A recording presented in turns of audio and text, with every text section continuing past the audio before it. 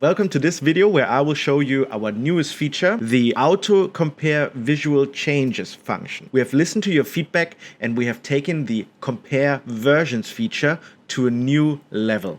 With this auto compare visual changes feature, you can overlay two versions of a file and with that spot even the tiniest pixel differences between them. No details will go unnoticed anymore. It also helps to see the evolution of a file, to have a seamless view of the before and after version and compare them with each other, whether it's color changes, small details, or any other alterations. But let me show you how to use the overlay feature. Let's hop right in. Here we are back in my project and we have this file here where we can see this wonderful shoe, and this is already the final version. Now, to use the new compare function, simply click on the compare versions button and automatically the two latest versions will be shown in side-by-side comparison by default. Our newest latest function allows us to have another option here called overlay. Click on it, and by using this slider here, you can change the opacity of the versions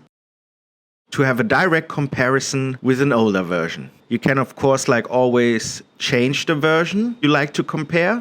And that's it, guys. Hope you enjoy the newest feature. Bye.